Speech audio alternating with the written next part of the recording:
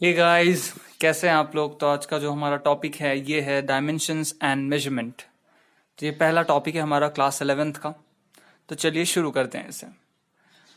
तो आपको डायमेंशंस पता है, राइट। डायमेंशंस आपने पढ़े हुए हैं कि क्यूब का डायमेंशन क्या होता है, लेंथ ब्रेड्थ हाइट। एरिया का डायमेंशन क्या होता है, length into breadth, right. Cylinder का डायमेंशन क्या होता है, सिलेंडर का हाइट, सिलेंडर का रेडियस। तो ये डायमेंशंस के बारे में आपने पढ़ा हुआ है। और मेजरमेंट, मेजरमेंट का मतलब आपको पता है, किसी भी चीज को जब हम लोग मेजर करते हैं किसी डिवाइस से, किसी इंस्ट्रूमेंट से, तो मेजरमेंट करने के बाद हमको एक वैल्यू मिलती है, एक नंबर मिलता है। जैसे पोटैटो 2 kg है, तो 2 kg जब आप पोटैटो को वेट मेजरिंग उसका मेजर करोगे, मास मेजर करोगे, तो उसमें वो वैल्यू शो करेगा 2 kg। जैसे आप अपनी हाइट मेजर करोगे तो आपकी हाइट है सपोज 5 फीट, तो 5 मेजरमेंट करने के बाद आपको 5 एक नंबर मिलेगा। सपोज आप टेम्परेचर मेजर करोगे तो टेम्परेचर मेजर करने के बाद सपोज टेम्परेचर है 30 डिग्री सेल्सियस, तो 30 एक नंबर है।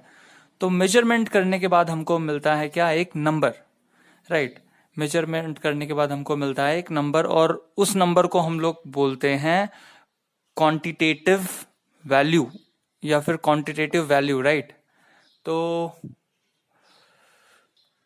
फिजिक्स एक एक्सपेरिमेंटल साइंस है। फिजिक्स एक एक्सपेरिमेंटल साइंस है। जैसे आप जब कोई एक्सपेरिमेंट परफॉर्म करते हो तो उस एक्सपेरिमेंट में आप मेजरमेंट्स करते हो कई सारे, और मेजरमेंट्स करने के बाद आपको कुछ वैल्यूज मिलती हैं, और वो वैल्यूज को फिर आप लेते हो और फिर किसी इक्वेशन में डाल के उसे फिर सॉल्व करते हो, और and finally you get your result. तो ठीक है, इसका इंट्रोडक्शन शुरू करते हैं। इंट्रोडक्शन।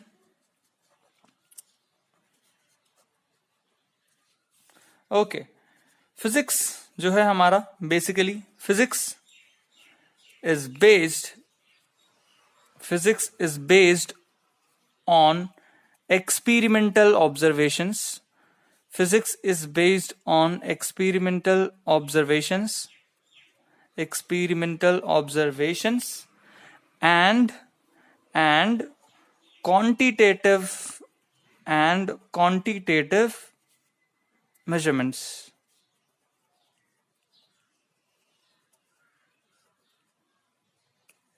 ओके, अब देखिए है क्या क्या लिखा मैंने, physics is based on experimental observation. तो पहला चीज कि जब आप कोई भी इवेंट का मतलब जो कोई चीज हो रही है, घट रही है, उसको आप पहले ऑब्जर्व करते हो। और ऑब्जर्व जब आप करते हो तो ऑब्जर्व करते टाइम फिर आप उसको मेजर भी करते हो, राइट, है ना। जैसे अभी आपके सामने आपकी जो बुक होगी, तो उस बुक का कुछ लेंथ है, उस बुक का कुछ ब्रेड्थ है, उस बुक की कुछ थिकनेस है। तो वो तो पहले आपने ऑब्जर्व किया कि हाँ लेंथ बड़ी है, थिकनेस छोटी है, और बाद में finally when you are interested in the dimensions of the book, you will use your ruler scale to measure the length, to measure the breadth, to measure the thickness of the book. तो आप अपनी book का length, breadth, thickness सारी चीजें major कर सकते हैं, आपके पास रूलर स्केल है उसकी मदद से, ठीक है। सिमिलरली जब आप किसी को देखते हैं तो बोलते हैं अरे इसकी हाइट तो बहुत ज्यादा है, इसकी हाइट बहुत कम है, तो वो तो पहले आपने ऑब्जर्व किया ना अपनी आंखों से, तो वो ऑब्जर्वेशन हुआ। बट ऑब्जर्वेशन करने के बाद आपको वैल्यू पता चली क्या, नहीं। कि सपोज आपने दो लड़के देखे, राइट, एक ये लड़का है ऐसे, this is person A, right, this is person B. Suppose आपके सामने दो लड़के हैं, person A and person B. तो जब आप ये दोनों लड़कों को देखोगे तो यू विल से कि height of A is greater than height of B. ये तो आप कोई भी बोल सकता है कि height of A is greater than height of B. आपने कह दिया, राइट। लेकिन अब मुझे एक बात बताइए, ये तो एक जस्ट क्वालिटेटिव आइडिया हो गया कि ए की हाइट बी से ज्यादा है, मतलब ए बी से ज्यादा लंबा है, या फिर बी ए से छोटा है। लेकिन ए कितना लंबा है, बी कितना छोटा है, मतलब आपने कोई वैल्यू नहीं बताई, आपने जस्ट एक आइडिया बता दिया कि हाँ ए ज्यादा लंबा है और बी छोटा है। आपने कोई वैल्यू यहां पे मेंशन नहीं की, मतलब प्रिसाइजली आपने नहीं बताया। आपने जस्ट एक क्या बोलते हैं, क्वालिटेटिवली, राइट। देखिए यहां पे ये जो वर्ड है ना क्वांटिटेटिवली, क्वांटिटेटिव है। क्वांटिटेटिव का मतलब पता है ना, क्वांटिटेटिव का मतलब है क्वांटिटी, क्वांटिटी, राइट। क्वांटिटेटिव का मतलब क्या होता है, क्वांटिटी। जब आप उसको, और ये इसका सिंपल सा मतलब है, क्वांटिटेटिव का मतलब है जब आप उसका मैग्नीट्यूड, मैग्नीट्यूड मतलब न्यूमेरिकल वैल्यू। मैग्नीट्यूड का मतलब होता है न्यूमेरिकल वैल्यू। तो क्वांटिटेटिव मेजरमेंट मतलब a measurement which is based on numerical value, a measurement which is based on numerical value. तो जब आप ये बोलोगे कि height of A is greater than height of B, तो यहां पे आपने कोई क्वांटिटेटिव मेजरमेंट थोड़ी किया। ये तो जस्ट आपकी आंखों ने देखा और आपकी आंखों ने बोल दिया कि yes A is greater than, A का height is greater than the height of B, तो यू सेड कि ए लंबा है और बी छोटा है।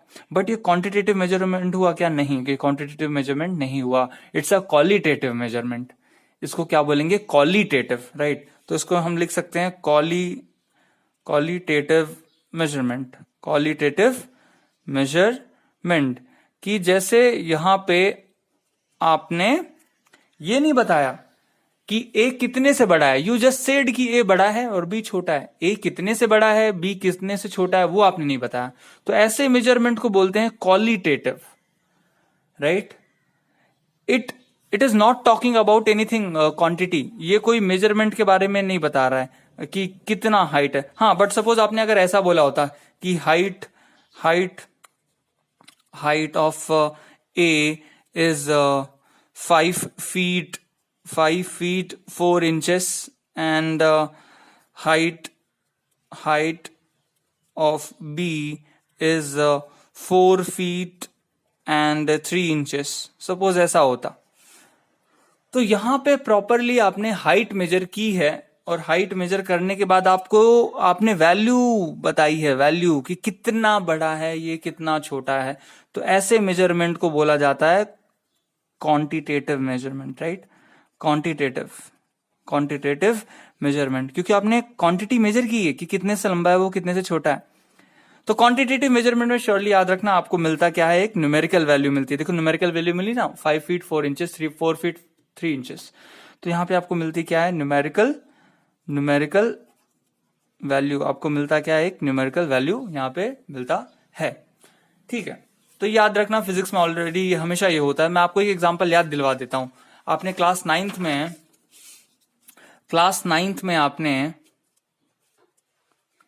में आपने न्यूटन के 2 लॉस पढ़े थे।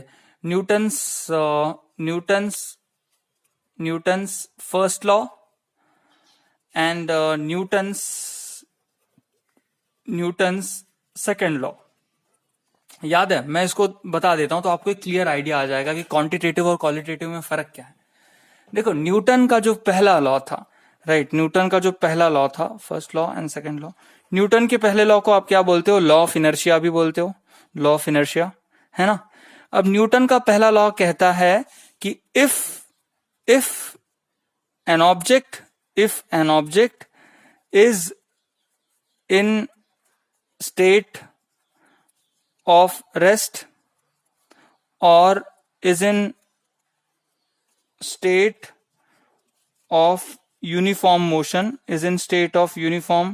motion, then object will continue the same state, until it is compelled by some external unbalanced force, right. Newton का फर्स्ट लॉ कहता है कि अगर कोई ऑब्जेक्ट रेस्ट पे है, is in state of rest मतलब रुका है, या फिर वो यूनिफॉर्म मोशन में है, यूनिफॉर्म मोशन में, हाँ यहाँ पे लिख दो अलोंग अ स्ट्रेट लाइन, ठीक है, अलोंग अ स्ट्रेट लाइन।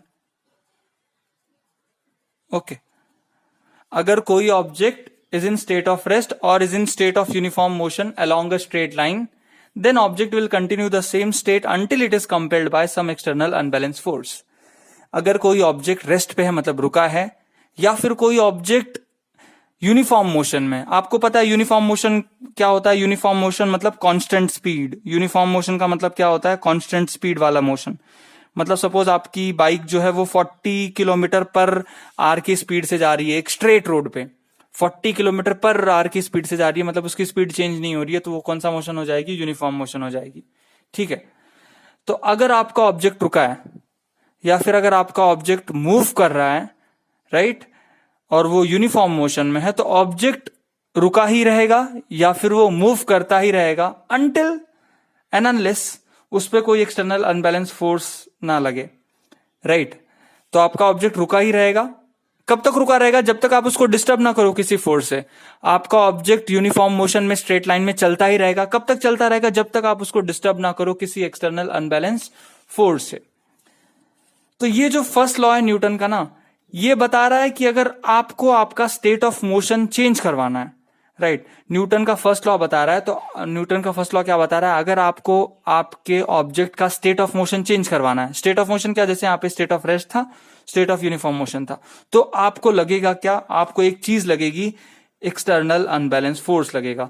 कि अगर आपको आपके ऑब्जेक्ट का स्टेट ऑफ मोशन चेंज करवाना है, then you will need external unbalance force. अब ये पहला लॉ ये नहीं बताता है कि कितने से चेंज करवाना है या फिर क्या चेंज करवाना है, कितना फोर्स लगेगा। पहला लॉ इसके बारे में कोई इंफॉर्मेशन प्रोवाइड नहीं करता। It just says if you want to change your state of motion of a body, then you should apply a external unbalance force, that's it. तो ये पहला वाला जो लॉ है, it never talks about the quantitative thing, it never talks about the value, it only talks about कि when your state will be affected, when your state will be changed. So this first law is the qualitative law. पहला Newton का जो law है ये qualitative है, ये qualitative law of motion है, right, it's a qualitative statement, ठीक है। ये कौन सा है, क्वालिटेटिव स्टेटमेंट है, राइट। समझ में आई बात, क्योंकि पहला लॉ सिर्फ यही बोल रहा है ना कि जब आप एक्सटर्नल फोर्स लगाओगे अनबैलेंस, तभी स्टेट ऑफ मोशन चेंज होगा, अदरवाइज वो नहीं होगा। So first law is basically a qualitative statement. हाँ, बट सेकेंड लॉ देखो, सेकेंड लॉ में आपको पता है सेकेंड लॉ क्या है। सेकेंड लॉ सिंपली ऐसे होता है, F equal to dp by dt, और यहाँ पे p क्या है, p is the linear momentum, p is the linear momentum, P is the linear momentum, okay. और फाइनली जब आप डिराइव करोगे, तो ये आपने ऑलरेडी किया हुआ है क्लास 9th में, तो मैं डायरेक्टली यहां पे लिख देता हूं F is equal to ma, ये स्टेटमेंट आपको मिल जाता है, राइट। तो इसका जो वो एक ये है, क्या बोलते हैं, डेफिनेशन, वो भी लिख देता हूं मैं कि हाँ, अभी dp बाय dt को क्या बोलते हैं, dp बाय dt को बोलते हैं, dp बाई dt को बोलते हैं rate of change of momentum, rate of change of momentum per unit time, ठीक है। तो देखो अभी स्टेटमेंट क्या है न्यूटन के सेकेंड लॉ का, कि the rate of change of momentum, कौन सा momentum, linear momentum, the rate of change of linear momentum, the rate of change of linear momentum of an object per unit time is directly proportional to the applied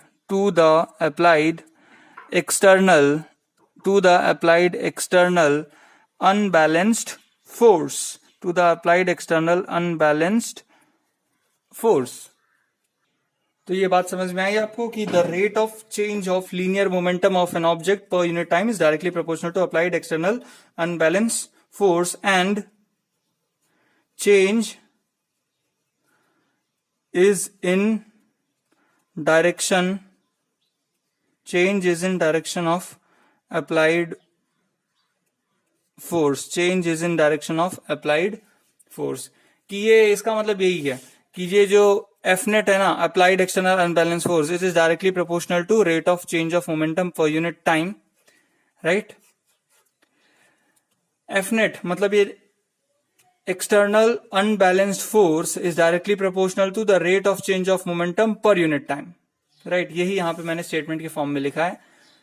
और आपको पता है कि force भी एक vector quantity है और ये लीनियर मोमेंटम भी एक वेक्टर क्वांटिटी। तो अगर इसको वेक्टर के फॉर्म में लिखोगे तो ऐसे लिखा जाता है, F net is equal to dp by d t, ऐसे। और फाइनली जब आप ये वेक्टर है ना, इसलिए इसके ऊपर एक बार डाला जाता है हर वेक्टर क्वांटिटी को डिनोट करने के लिए, क्योंकि एक स्पेशल चीज है वेक्टर, ये स्पेशल क्वांटिटीज होती हैं, तो इनको डिफरेंशिएट करने के लिए ये बार डाला जाता है उसके ऊपर। तो अब ये न्यूटन का जो सेकंड स्टेटमेंट है, F is equal to M A, है ना, ये इक्वेशन है ना, it's a equation, F is equal to M A. तो ये बताता है कि अगर आपके पास मान लीजिए आपके पास एक ऑब्जेक्ट है जिसका मास है 2 किलो, आपके पास एक ऑब्जेक्ट है जिसका मास है 2 किलो, अगर उसका एक्सेलरेशन आपको 4 मीटर पर सेकेंड स्क्वायर चाहिए, सपोज ये आपको डिजायर्ड है ये, right, it is desired to you, तो कितना फोर्स लगाना पड़ेगा, how much force require for that purpose.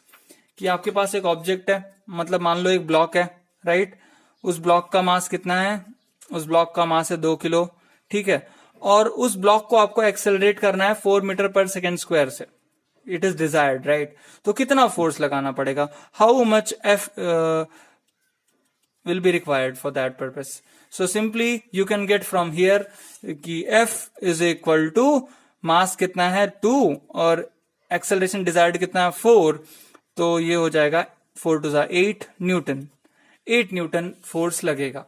तो यहां पे देखो आपको पता चल गया कि 4 मीटर पर सेकेंड स्क्वायर का एक्सेलरेशन प्रोड्यूस करने के लिए किसी 2 kg ब्लॉक का आपको 8 न्यूटन का फोर्स लगा।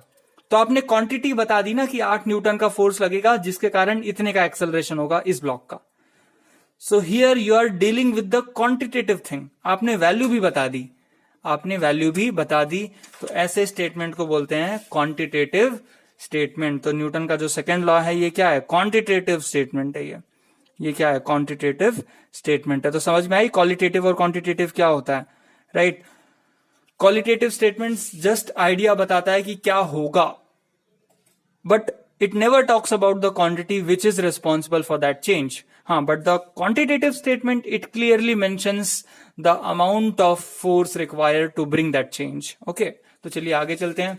ठीक है, तो ये था इसके बारे में कि फिजिक्स एक एक्सपेरिमेंटल साइंस है जिसमें पहले हम चीजों को ऑब्जर्व करते हैं और ऑब्जर्वेशंस करने के बाद हम उनका मेजरमेंट्स करते हैं, और इन मेजरमेंट्स को हम लोग फर्दर यूज करेंगे हमारे कैलकुलेशंस में, जब हम लोग मैथमेटिकल कैलकुलेशंस परफॉर्म करेंगे तो। ओके, तो अब यहां पे फिजिक्स, राइट, मेन ऑब्जेक्टिव क्या है, मेन ऑब्जेक्टिव ऑफ फिजिक्स का मेन ऑब्जेक्टिव क्या है, कि फिजिक्स हम लोग क्यों पढ़ते हैं। क्या न्यूमेरिकल सॉल्व करने के लिए सिर्फ, नहीं। क्या सिर्फ एग्जाम पास करने के लिए, बिल्कुल नहीं, है ना। सिर्फ एग्जाम पास करने के लिए अगर फिजिक्स लोगों ने पढ़ा होता तो आज फिजिक्स इतना डेवलप ही नहीं हो पाया होता, राइट। ओके, तो फिजिक्स जो है इसमें सबसे पहले आपने देखिए अभी क्लास 9th में कई सारी चीजें पढ़ी हैं, जैसे आपने यूनिवर्सल लॉ ऑफ ग्रेविटेशन पढ़ा होगा, right, universal law of gravitation. उसके बाद आपने लॉ ऑफ मोशन पढ़ा है, और थोड़ा बहुत आपने इलेक्ट्रिसिटी, करंट और लाइट के बारे में पढ़ा होगा, राइट, है ना। आपने ओहम्स लॉ वगैरह पढ़ा हुआ है, राइट, ओहम्स लॉ। फिर थोड़ा बहुत आपने लाइट के बारे में पढ़ा हुआ है ना, लाइट में रिफ्रैक्शन, रिफ्लेक्शन, स्कैटरिंग, ठीक है, ये सारी चीजें आप लोगों ने पढ़ी हुई है। तो फिजिक्स में क्या होता है कि सबसे पहले फिजिक्स क्या करता है, कुछ लॉज आइडेंटिफाई करता है। लॉज जैसे यूनिवर्सल लॉ ऑफ ग्रेविटेशन है ना, ये यूनिवर्सल लॉ ऑफ ग्रेविटेशन है। आपको पता है यूनिवर्सल लॉ ऑफ ग्रेविटेशन करता क्या है, कि जैसे आपको पता है कि हमारा जो सन है, sun is the centre of our solar system. आपने देखिए क्लास 9th में ग्रेविटेशन चैप्टर में ही आपने Kepler's law of planetary motions पढ़े थे, right. Kepler's law of planetary motion, है ना। उस लॉ में केपलर ने क्लियरली बताया था कि जो हमारा सन है, इसको मैं यहां ड्रॉ करता हूं, जो हमारा सन है यहां कहीं होगा सन, ठीक है, और इसके चारों तरफ एक इलिप्टिकल ऑर्बिट में प्लैनेट्स घूमते हैं, ठीक है। ये एक इलिप्टिकल ऑर्बिट है, ठीक है, इलिप्टिकल ऑर्बिट, ये सर्कल नहीं है, ठीक है, it's a ellipse, elliptical orbit. ये हमारा सन का इकलौता स्टार है, सॉरी सोलर सिस्टम का एक इकलौता स्टार, और ये हमारा अर्थ, ये हमारा अर्थ है, राइट। अब मुझे एक बात बताइए, ये जो अर्थ है, ये जो सन है, आपको पता है कि अर्थ स्पिन भी होता है, खुद घूमता भी है, स्पिन होता है अर्थ, और सन के चक्कर भी काटता है ना। अर्थ को एक स्पिन करने के लिए कितने दिन लगते हैं, अर्थ को एक स्पिन करने के लिए एक दिन लगता है, जिसको हम लोग बोलते हैं 24 घंटे, 24 आवर्स। क्या बोलते हैं, 24 आवर्स। और अर्थ को एक टोटल इसका रिवोल्यूशन करने के लिए, है ना, कितना टाइम लगता है, एक रोटेशन के लिए कितना टाइम लगा इसको, 24 घंटे। एक रिवोल्यूशन के लिए कितना टाइम लगता है, 365 डेज, राइट। वन रिवोल्यूशन के लिए कितना टाइम लगा, 365 डेज। तो अर्थ को यहां से घूमते फिर से यहां पे आने के लिए कितना दिन लगेगा, 365 डेज लगेगा। अब आपको यह भी पता है कि यूनिवर्सल लॉ ऑफ ग्रेविटेशन बताता है कि अर्थ को सन अपनी तरफ खींच रहा है, ऐसे। So this is force exerted by sun on earth, ठीक है। In similar way law of gravitation also speaks कि सन को भी अर्थ अपनी तरफ खींच रहा है। So this is the force exerted by earth on sun, right, है ना। यही तो यूनिवर्सल लॉ ऑफ ग्रेविटेशन बताता है। आपको पता है ना, F is equal to m1m2g upon the distance between them का स्क्वायर। ये तो यूनिवर्सल लॉ ऑफ ग्रेविटेशन बताता है कि हमारे सोलर सिस्टम में जितने भी 8 प्लैनेट्स हैं, वो 8 के 8 इस इलिप्टिकल ऑर्बिट में रिवॉल्व कर रहे हैं अराउंड द सन। और सन कहां पे है, sun is at one of the foci. तो ये जो प्लैनेटरी जो ग्रेविटेशन है, ये जो ग्रेविटेशन की जो थियोरी है, राइट, जो न्यूटन ने प्रपोज की थी सबसे पहले, उससे हमें पता चलता है कि जो प्लैनेटरी मोशन है ये इलिप्टिकल ऑर्बिट में ही क्यों है, right. Why not some other shape, right, why not circle. Circle भी हो सकता है, पॉसिबिलिटी है सर्कल की भी, राइट, बट कोई दूसरा शेप क्यों नहीं,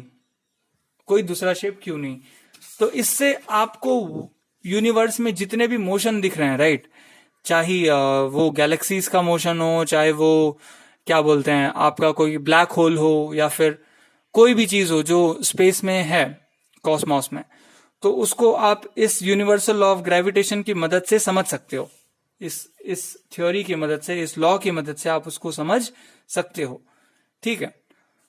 तो यहां पे हमने पहले एक लॉ बनाया, यूनिवर्सल लॉ ऑफ ग्रेविटेशन बनाया, और उस यूनिवर्सल लॉ ऑफ ग्रेविटेशन की मदद से हम यूनिवर्स में हो रहे सारे इवेंट्स को, सारे कॉस्मॉस में जो हो रहे इवेंट्स हैं, प्लैनेटरी इवेंट्स हैं या सन के इवेंट्स हैं, उनको हम लोग एक्सप्लेन करने की कोशिश करते हैं। तो ये फिजिक्स का मेन ऑब्जेक्टिव होता है। It is one of the key objective of the physics to develop a law एक लॉ डेवलप करो, और उस लॉ को डेवलप करने के बाद उस लॉ की मदद से आप दूसरे फिनोमिनास को एक्सप्लेन करने की कोशिश करो, आप थियोरीज बनाओ, राइट, उस लॉ की मदद से।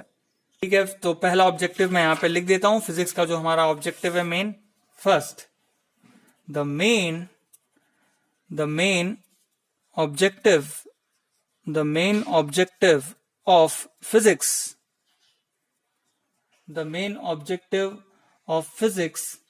is to identify a limited number of fundamental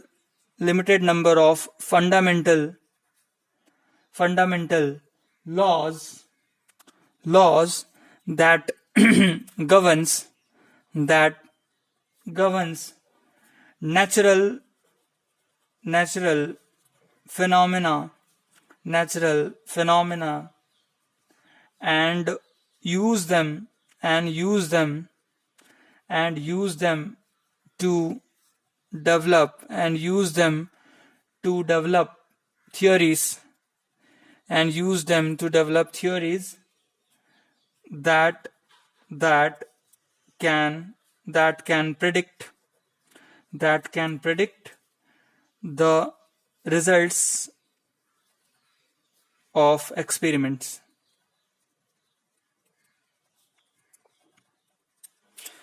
तो फिजिक्स का यही मेन ऑब्जेक्टिव है कि पहले कुछ लॉज बनाओ, जैसे न्यूटन ने यूनिवर्सल लॉ ऑफ ग्रेविटेशन बनाया। अब आप क्लास 11th में आ चुके हो तो आप बहुत सारे लॉस पढ़ोगे, फंडामेंटल लॉस, राइट। न्यूटन का जो लॉ था, जैसे लॉज ऑफ मोशन था, लॉ ऑफ ग्रेविटेशन है। इसके बाद आप दूसरे साइंटिस्ट के लॉ ऑफ इलेक्ट्रिसिटी पढ़ोगे, ठीक है, लॉ ऑफ इलेक्ट्रोमैग्नेटिज्म पढ़ोगे। तो ये सारे फंडामेंटल लॉज हैं जो सारे नेचुरल फिनोमेना को एक्सप्लेन करेंगे कि जैसे न्यूटन का universal of gravitation planetary motion को अच्छे से एक्सप्लेन कर देता है, राइट। सैटेलाइट के मोशन को अच्छे से एक्सप्लेन कर देता है कि सैटेलाइट की स्पीड इतनी ज्यादा क्यों है। आपको पता है सैटेलाइट की स्पीड जो ऑर्बिट करता है उसकी अराउंड 4 किलोमीटर पर सेकेंड होती है, जो स्पेस में हमारा सैटेलाइट होता है।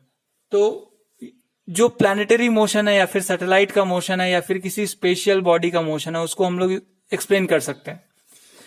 इन सिमिलर वे अगर आपको लाइट के लॉस पता है तो आप एक्सप्लेन कर सकते हो कि रेनबोज में 7 कलर क्यों हैं, ये 7 कलर दिखाई क्यों देते हैं, रेनबो का शेप ऐसा क्यों है, बो के शेप में क्यों है। इनफैक्ट आपको पता है रेनबो जो होता है रियलिटी में वो पूरा सर्कल होता है। इट्स एक्चुअली सर्कल भी नहीं होता, वो एक कोन होता है बेसिकली, राइट। आप इसको चेक करना कि जो रेनबोज होते हैं ना रियलिटी में वो कोन होते हैं, बट हमें सिर्फ उसका आधा पार्ट देखने को मिलता है। जैसे इसकी मदद से आप ये भी एक्सप्लेन कर सकते हो, आपने क्लास 10th में ऑलरेडी एक्सप्लेन किया है कि advance sunrise, delayed sunset, twinkling of the stars, ये सारी चीजें आप कैसे एक्सप्लेन कर पा रहे हो, because you know something basics. आपको थोड़ा नॉलेज ऑलरेडी फिजिक्स ने दे दिया है उसके बारे में, तो आप उन चीजों को एक्सप्लेन कर पा रहे हो, राइट। उसी तरह से तो जितने नेचुरल फिनोमेना आपके चारों तरफ हो रहे हैं कि आसमान में थंडरिंग क्यों होती है, बिजली क्यों कड़कती है, राइट। आपने ये भी पढ़ा है कि जो क्लाउड्स होते हैं, क्लाउड्स पे चार्जेस डिपॉजिट हो जाते हैं बहुत सारे। तो जो चार्जेस डिपॉजिट हो जाते हैं जिनके कारण क्लाउड का जो पोटेंशियल है, इलेक्ट्रिक पोटेंशियल है, वो बढ़ जाता है। तो क्लाउड जल्दी से जल्दी उन चार्जेस को बड़े बड़े पेड़ों के थ्रू अर्थ में भेज देता है। इसीलिए बोलते हैं ना कि थंडरिंग के टाइम पे पेड़ों के नीचे नहीं रहना चाहिए, राइट। थंडरिंग के टाइम पे किसी पेड़ के नीचे नहीं जाना चाहिए, क्योंकि जो क्लाउड्स पे चार्जेस हुए होते हैं वो जल्दी से जल्दी अर्थ में जाना चाहते हैं। तो वो चार्जेस अर्थ में जाने के लिए एक रास्ते को ढूंढते हैं। तो वो रास्ता एक लंबा पेड़ हो सकता है, वो रास्ता एक लंबा मेटालिक पिलर हो सकता है। इसलिए बोलते हैं ना कि मेटालिक चीज के पास नहीं रहना चाहिए थंडरिंग के टाइम में। तो ये सारी चीजें आप फिजिक्स के लॉस की मदद से समझ सकते हो। तो फिजिक्स का पहला काम है कि आप पहले लॉज बनाइए, फंडामेंटल लॉज। वो फंडामेंटल लॉज आपके चारों तरफ जो भी नेचुरल फिनोमेनास हो रहे हैं, राइट, उसे क्लियरली एक्सप्लेन कर सकते हो, राइट। और इन फ्यूचर अगर कोई एक्सपेरिमेंट होता है उसके रिगार्डिंग, तो आप उस एक्सपेरिमेंट के रिजल्ट्स भी प्रेडिक्ट कर सकते हो उस लॉ की मदद से, ठीक है। जैसे आपको पता होगा कि न्यूटन, आइजैक न्यूटन की जो थ्योरी है लॉ ऑफ ग्रेविटेशन, राइट, बाद में सेम ग्रेविटेशनल थ्योरी आइंस्टाइन ने भी दी है, राइट, बट आइंस्टाइन की जो थ्योरी का परसेप्शन है वो बिल्कुल अलग है न्यूटन की थ्योरी से, राइट। तो ग्रेविटेशन की हमारे पास दो थ्योरीज हैं, एक आइजैक न्यूटन की थ्योरी है और एक आइंस्टाइन की थ्योरी है, राइट। तो वो दोनों थ्योरीज भी ग्रेविटेशन के बारे में स्टडी करती हैं, बट जो आइंस्टाइन की थ्योरी है वो बहुत ज्यादा एक्यूरेट है न्यूटन की थ्योरी से। तो फिजिक्स में ऐसा हो सकता है कि मे बी आप एक से ज्यादा थ्योरी भी आपको देखने को मिल सकती है किसी एक थिंग के रिगार्डिंग, जैसे ग्रेविटेशन के रिगार्डिंग हमको दो थ्योरीज पता है अभी, राइट। तो ऐसा भी हो सकता है समटाइम्स। ओके, तो ये था इसका मेन ऑब्जेक्टिव। अब ये सब हम लोग कर क्यों रहे हैं, ये थियरीज वगैरह हम बना क्यों रहे हैं? ये थियरीज जैसे आपको पता होगा कि अभी जो साइंटिस्ट्स हैं वो दुनिया भर के साइंटिस्ट ये काम कर रहे हैं कि ये यूनिवर्स बना कैसे था, कैसे बना होगा, जब बिग बैंग हुआ होगा तो ऐसा क्या था, वो जो सिंगुलैरिटी में जो एक्सप्लोड हुआ वहां से एनर्जी रिलीज हुई, फिर आपके इलेक्ट्रॉन्स बने, प्रोटॉन्स बने। मतलब इन चीजों को समझने के लिए, इन चीजों का आंसर करने के लिए जो साइंटिस्ट्स हैं वो नंबर ऑफ एक्सपेरिमेंट्स डेली करते हैं, राइट। क्योंकि बिना एक्सपेरिमेंट किए हुए आपको चीजों के बारे में पता नहीं चल सकता। तो जो सेकंड थिंग है फिजिक्स में सबसे important, the fundamental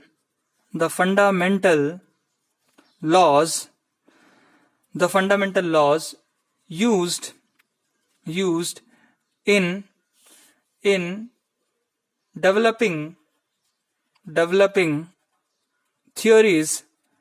developing theories are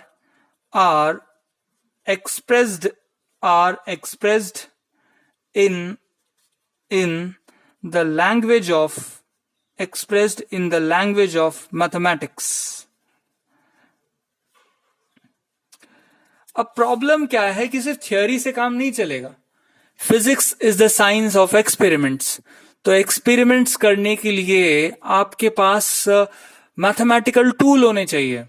जैसे अब मुझे यहां से सन की दूरी पता करनी है कि अर्थ से सन कितना दूरी है, तो जस्ट मैं थ्योरेटिकली तो इसे कैलकुलेट नहीं कर सकता। मेरे पास कुछ इक्वेशंस होने चाहिए, मेरे पास कुछ मेजरिंग डिवाइसेस होने चाहिए, टेलीस्कोप होना चाहिए। तो जब टेलीस्कोप क्या मेजर करता है, टेलीस्कोप आपका मेजर करता है एंगुलर साइज। तो जब ये कैलकुलेशंस आप करोगे तो आपके पास कुछ इक्वेशंस होने चाहिए, राइट। तो इक्वेशंस होते क्या है basically, they are the mathematics, है ना।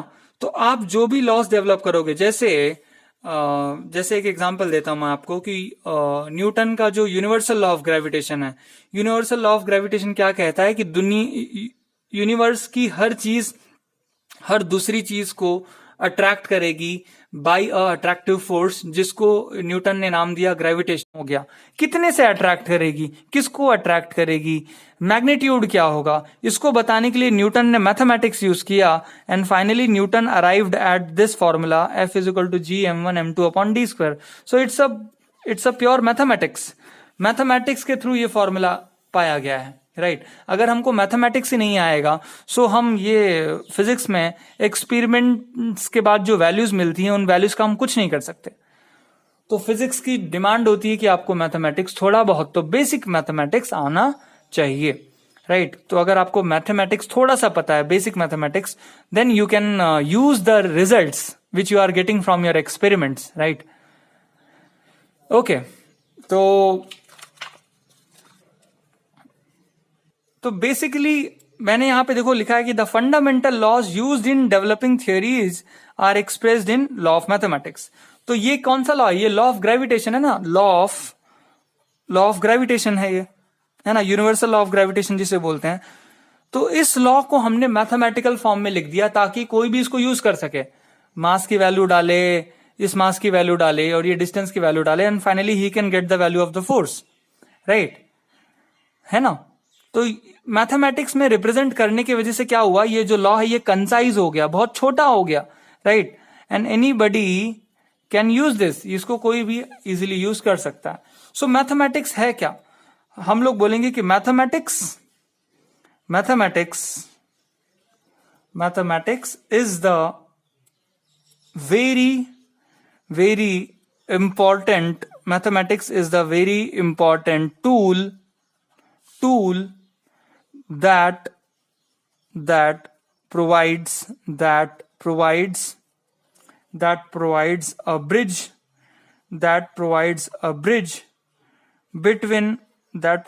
bridge between theory and experiment.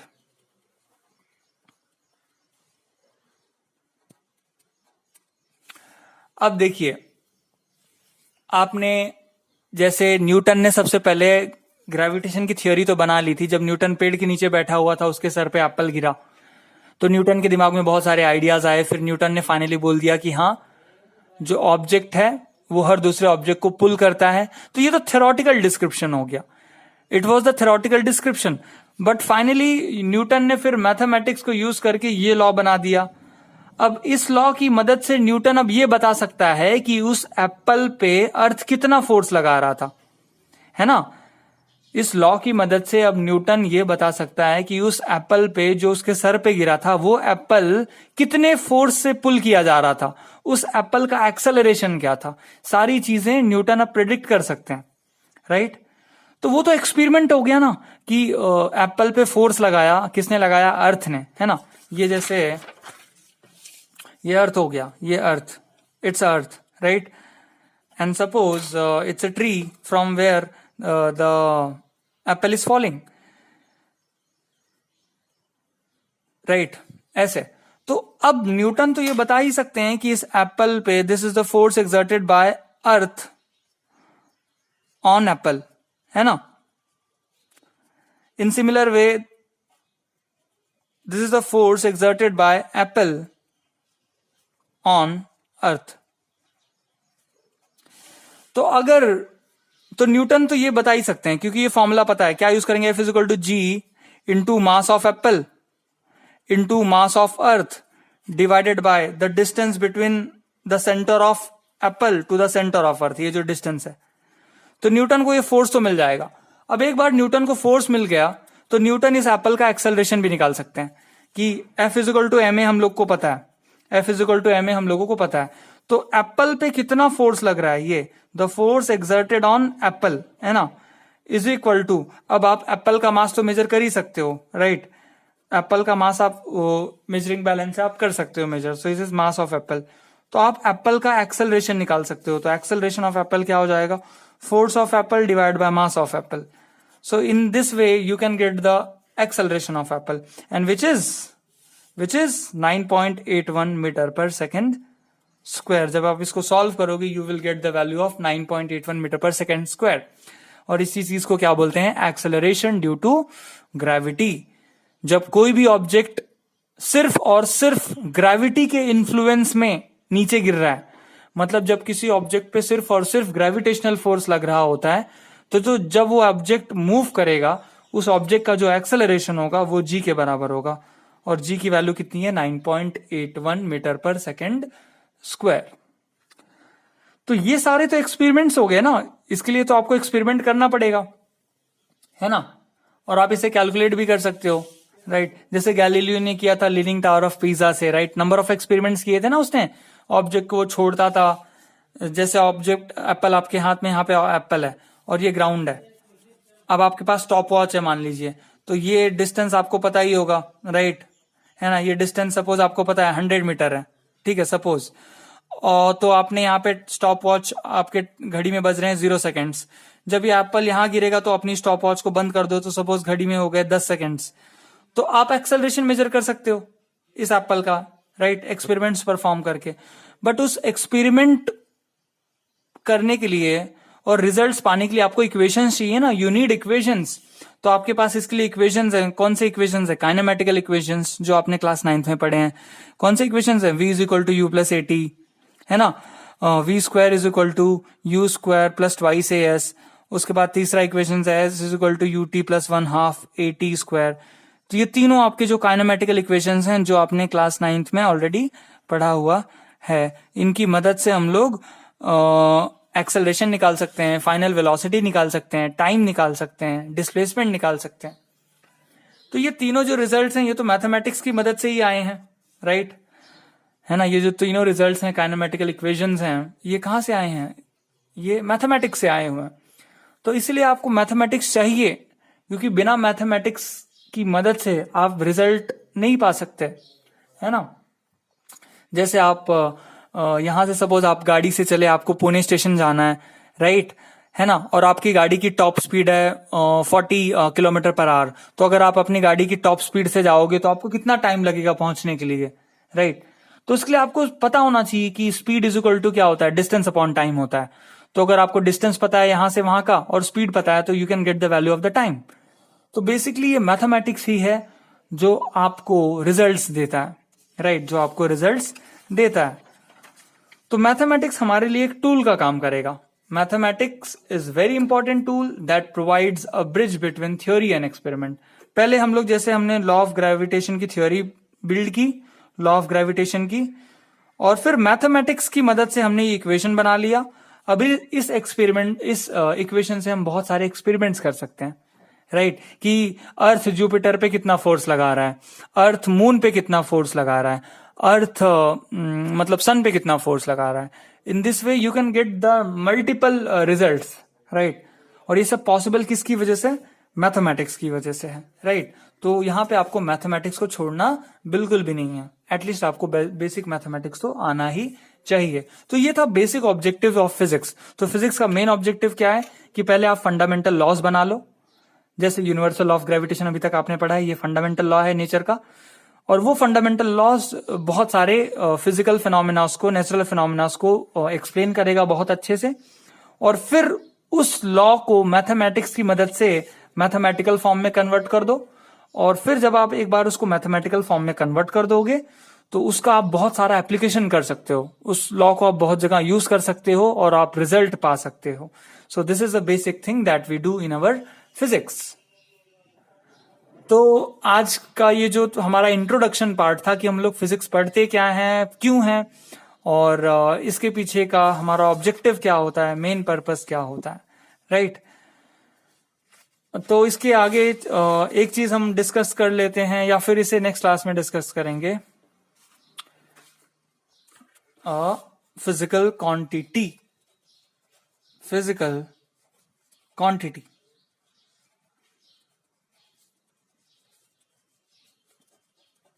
ये एक चीज है, फिजिकल क्वांटिटी। फिजिकल क्वांटिटी होता क्या है, अ क्वांटिटी, कोई भी quantity, a quantity which can be measured। कोई भी वो क्वांटिटी जिसको आप मेजर करके एक क्वांटिटेटिव वैल्यू दे सकते हो, एक क्वांटिटेटिव वैल्यू उसको असाइन कर सकते हो, मतलब जिसका क्वांटिटेटिव मेजरमेंट पॉसिबल है, उसको आप बोलोगे फिजिकल क्वांटिटी। फॉर एग्जाम्पल, आप अपने बुक की लेंथ मेजर कर सकते हो क्या, length, yes, length of book measure कर सकते हो क्या, यस, तो फिजिकल क्वांटिटी है। आप अपने रूम का टेम्परेचर मेजर कर सकते हो क्या, यस, अगर आपके पास थर्मोमीटर है तो you can measure the temperature of your room, तो वो भी फिजिकल क्वांटिटी है। आप अपने रूम का वॉल्यूम मेजर कर सकते हो क्या, yes, LBH, length into breadth into height, तो वो भी एक फिजिकल क्वांटिटी है। आप अपना वेट मेजर कर सकते हो क्या, यस, तो वो भी एक फिजिकल क्वांटिटी है। आप अपने गाड़ी की स्पीड मेजर कर सकते हो क्या, यस, आपकी गाड़ी में स्पीडोमीटर होता है तो आप अपने गाड़ी की स्पीड मेजर कर सकते हो, तो वो भी एक फिजिकल क्वांटिटी है। आप किसी ऑब्जेक्ट पे कितना फोर्स लग रहा है वो मेजरमेंट कर सकते हो क्या, आंसर है यस, मेजर कर सकते हो, क्योंकि आपके पास ये इक्वेशन है फिजिकल टू ma। तो अगर आपको मास और एक्सेलरेशन पता है तो you can get the force, तो आप फोर्स भी मेजर कर सकते हो, तो फोर्स भी एक फिजिकल क्वांटिटी है। तो दुनिया की हर वो चीज जिसका मेजरमेंट आप कर सकते हो, और मेजरमेंट करने के बाद आप जब एक वैल्यू दोगे, जैसे आपने मान लीजिए टेम्परेचर मेजर किया अपने रूम का, so the temperature of our room, the temperature of our room is suppose 40 ज्यादा हो गया, 30 डिग्री सेल्सियस। आपने बोला कि temperature of our room is 30 degree Celsius. तो जब आप मेजरमेंट कर रहे हो तो यहां पे क्वांटिटी कौन सी है, फिजिकल क्वांटिटी कौन सी है, टेम्परेचर है। This is your physical quantity, temperature, ये आपकी क्या होगी, फिजिकल क्वांटिटी हो गई, ठीक है। इस फिजिकल क्वांटिटी को आपने मेजर किया, कौन सा है, ये टेम्परेचर है। और मेजरमेंट करने के बाद आपने एक वैल्यू दी, ये जो 30 है, 30, दिस 30 इज द वैल्यू, इसको बोलेंगे न्यूमेरिकल वैल्यू। क्या बोलेंगे? Numerical value. और इसको फिजिक्स की लैंग्वेज में बोला जाता है मैग्नीट्यूड, या साइंस की लैंग्वेज में क्या बोला जाता है? मैग्नीट्यूड। तो ये जो न्यूमेरिकल वैल्यू, इसको हम लोग क्या बोलते हैं? मैग्नीट्यूड बोलते हैं। क्या बोलते हैं? मैग्नीट्यूड। और ये जो सेल्सियस है, Celsius is the one of the unit of temperature. ये यूनिट है, किसका यूनिट है? यूनिट ऑफ टेम्परेचर, ये टेम्परेचर का यूनिट है। तो जब भी आप कोई भी फिजिकल क्वांटिटी का मेजरमेंट करोगे, you get a numerical value, मतलब मैग्नीट्यूड जिसको बोलते हैं, और इस न्यूमेरिकल वैल्यू के साथ ही साथ आपको एक प्रॉपर यूनिट यूज करना पड़ता है, unit of temperature.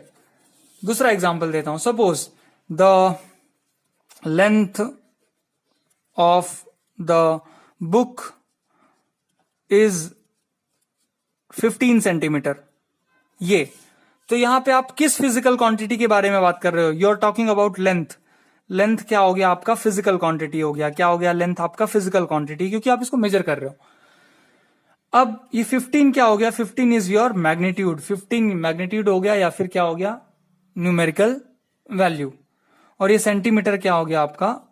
It's a one of the unit of length. तो 15 आपका क्या हो गया? Magnitude. 15 is your magnitude. Centimetre is your unit of length, right? It's a one of the unit, right?